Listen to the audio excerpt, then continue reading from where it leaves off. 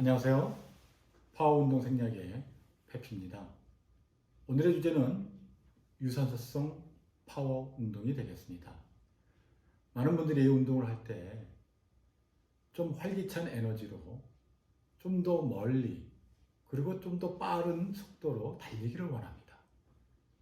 이러한 운동의 형태는 유산소성 에너지를 필요로 하는데요. 어떻게 하면 유산소성 에너지가 많이 생성될 수 있는가를 오늘 주제를 통해서 알아보도록 하겠습니다.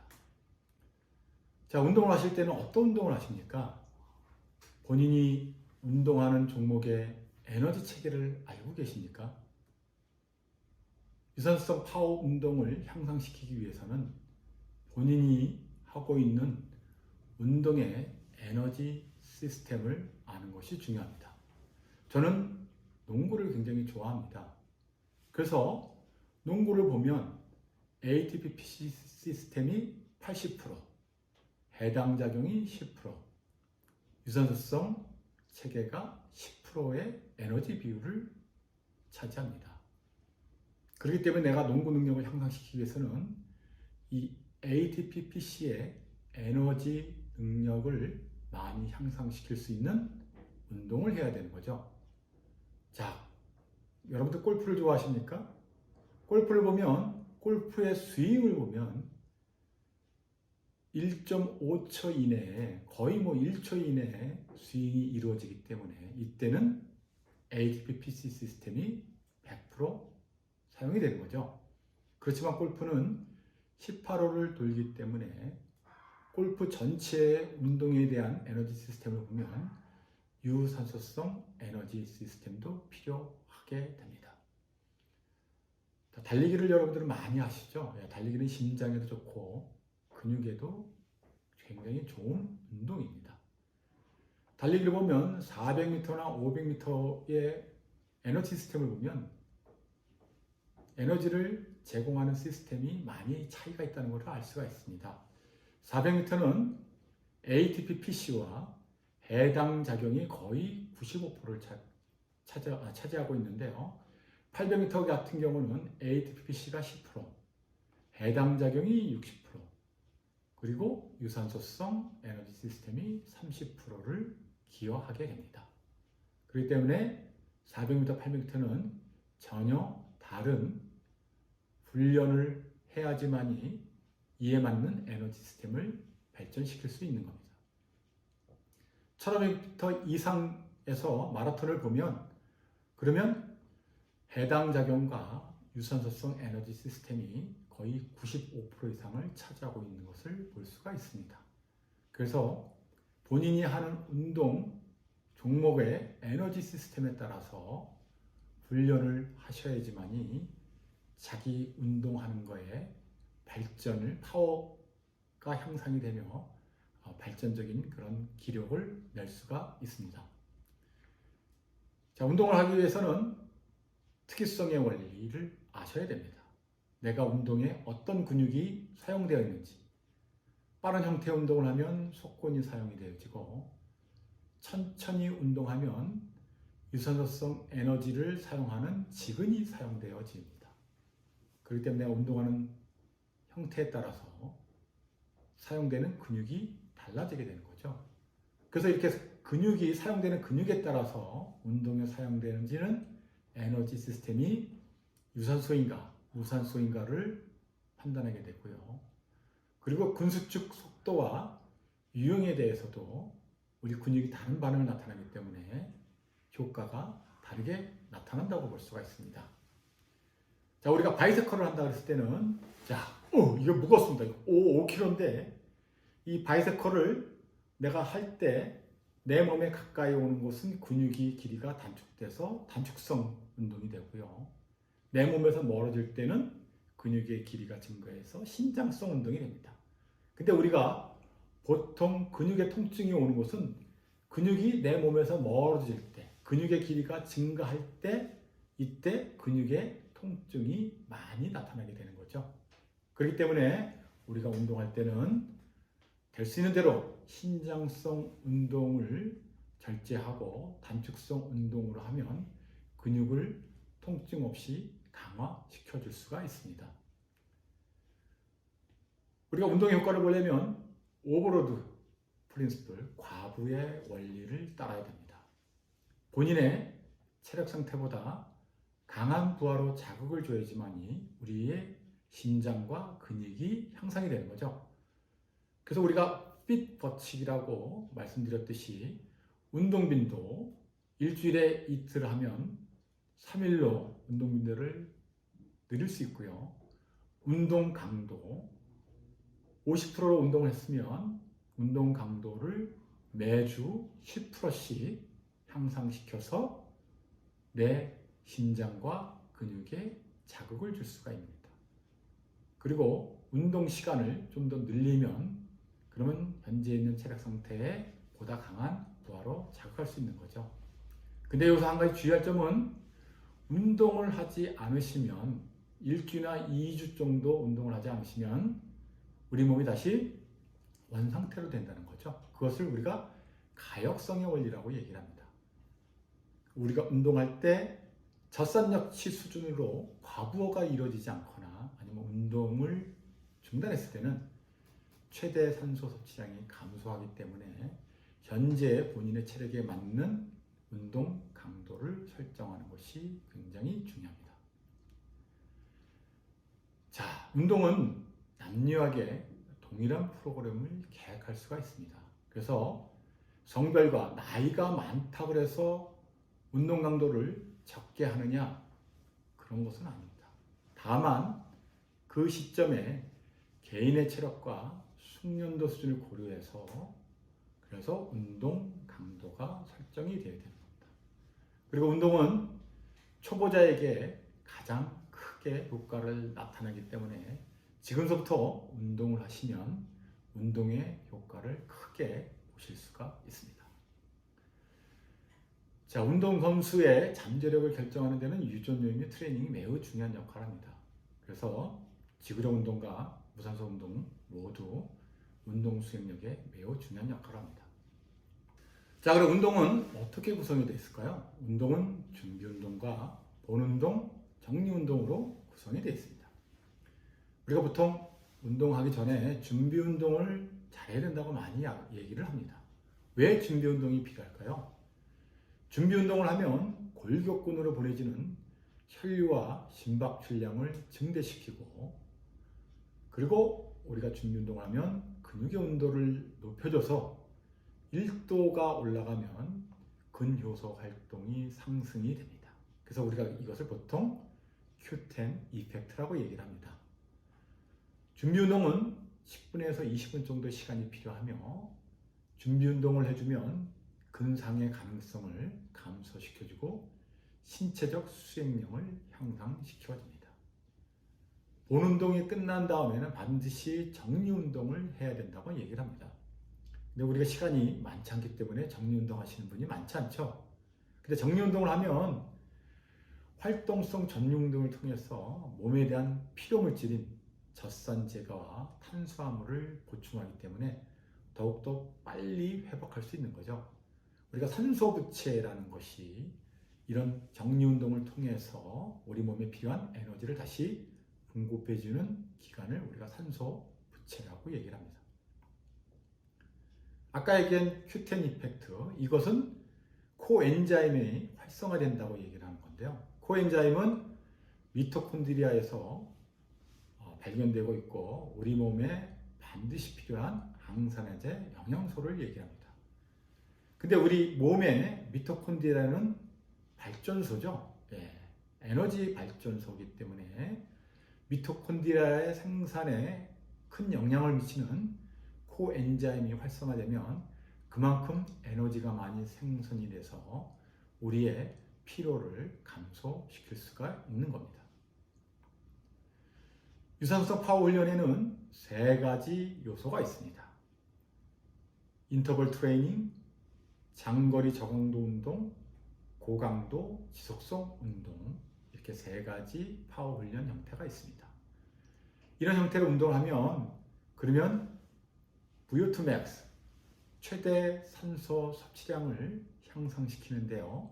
이 중에서 어떻게 운동할 것인가?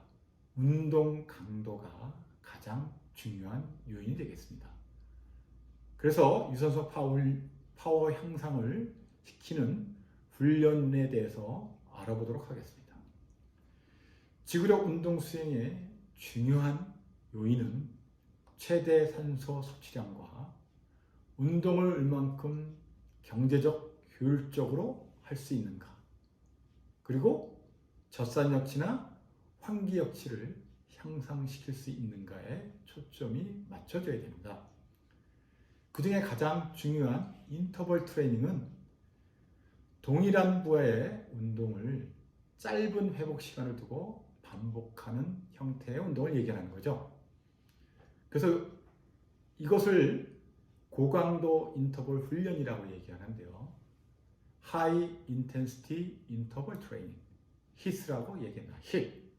그래서 여러분들은 반드시 HIIT라는 그런 용어를 기억을 해 주셔야 되는데요. 이 고강도 인터벌 트레이닝은 30초에서 120초, 즉 2분 이내에 지속되는 인터벌 트레이닝을 얘기하는데, 이 훈련법을 따르면 짧은 시간 내에 무산소와 유산소 능력을 향상시킬 수가 있습니다. 이 인터벌 트레이닝은 로저 베니스터라는 육상 선수가 1954년에 1.6km에서 4분벽을 갱신했습니다. 근데 로저는 의학도기 때문에 시간이 없어서, 그래서 인터벌 트레이닝을 활용해서 훈련을 했다고 합니다. 지금 400m의 세계 기록은 43초입니다. 근데 최대화 운동 강도로 60초 이내로 들어올 수 있게끔 400m를 6회에서 10회 반복해서 운동을 했다고 합니다. 그 짧은 시간 내에 효과적인 운동을 한 거죠. 자, 인터벌 트레이닝을 하기 위해서는 과부하의 원리를 적용을 해야 됩니다. 그래서 운동 시간이 중요하고요. 운동 강도가 중요합니다. 그래서 우리가 운동 강도는 10초 동안 요거를 측정해서 요거에 대한 심박수를 평가하는데요. 이때 최대 심박수의 85%에서 100%로 운동을 하면 이것이 고강도 운동이 되겠습니다. 근데 여기서 중요한 것은 휴식 간격 시간입니다. 운동 시간과 휴식의 비율을 처음에는 1대3으로 하는 것이 중요합니다. 내가 운동을 했을 때 1분간 운동을 했다. 그러면 3분간의 휴식을 취해서 충분하게 회복 시간을 갖는 것이 중요합니다. 그리고 나서 내가 점점점 훈련에 대한 효과를 본다고 생각하면 2주나 4주 후에는 운동과 휴식의 비율을 1대2로 줄여서 운동을 1분 했으면 휴식을 2분으로 줄여서 훈련을 하시면 운동 강도를 높여서 운동하는 효과를 볼 수가 있습니다. 그리고 세트 수와 반복 횟수가 중요한데요. 반복 횟수는 만약에 400m를 8회 동안 반복하는 것을 우리가 8회 반복한 것을 우리가 레피티션에서 반복 횟수라고 얘기를 합니다. 근데 각 1회마다 휴식을 2분씩 뒀다 그러면 400m를 8회 하는데 각각의 세션에 휴식을 2분씩 해서 8회를 완수했다 그러면 이것을 우리가 1세트라고 얘기를 하는 거죠. 그래서 운동을 할 때는 내가 3세트를 했느냐 5세트를 했느냐 하고 결정을 하실 때는 반복 횟수 8회를 내가 3회 토탈에서 세트 수를 했느냐 아니면 5회 세트 수를 했느냐를 판단하는 그런 세트 수를 결정하는 것이 매우 중요합니다. 고강도 인터벌 트레이닝을 보면요, 짧은 훈련 세션을 수행을 하고 지구력 선수에게 매우 효율적인 그런 훈련 방법이죠. 그리고 현대인처럼 시간을 절약해서 운동할 수 있는 매우 효과적인 방법이라고 볼 수가 있습니다. 그리고 고강도 인터벌 트레이닝을 하면 운동한 골격근에서 미토콘드리아의 양을 매우 크게 증가시킬 수가 있습니다. 자, 두 번째 파워 운동은요, 장거리 저강도 운동입니다. 이 방법은 시합거리보다 더 긴 거리로 운동을 하는데요. 그러면 시간이 더 많이 걸리겠죠. 그리고 저강도이기 때문에 60%나 또는 심박수의 70%로 운동을 해야 됩니다. 그래서 보통 현대인들이 이렇게 장거리 저강도 훈련을 하는 것은 시간적인 여유 때문에 여의치가 않기 때문에 이 훈련 방법에 대해서는 많은 고려가 필요합니다. 근데 데이비드 카스틸은 장시간 저강도로 훈련하는 것보다는 아까처럼 처음에 말씀드린 것처럼 고강도 훈련을 하시면 단시간적으로 효율적인 훈련을 할 수 있다고 얘기를 합니다. 그래서 단시간 고강도 훈련하면 최대 산소 섭취량이 크게 상향이 되고 경제적 달리기도 향상이 된다고 얘기를 합니다. 여기 있는 분이 닥터 카스틸이고 이것이 1991년도에 제가 볼스테이에 유학했을 때 저의 30년 전의 모습입니다. 굉장히 앳되죠? 저도 그때가 참 그립습니다. 고강도 지속성 운동은 최대 산소 섭취량과 젖산 역치를 향상시키는 가장 좋은 방법입니다. 최대 산소 섭취량을 향상시키기 위해서는 최대 심박수의 80에서 90% 강도로 운동을 하거나 아니면 젖산 역치보다 약간 높은 수준에서 운동을 하면 좋습니다.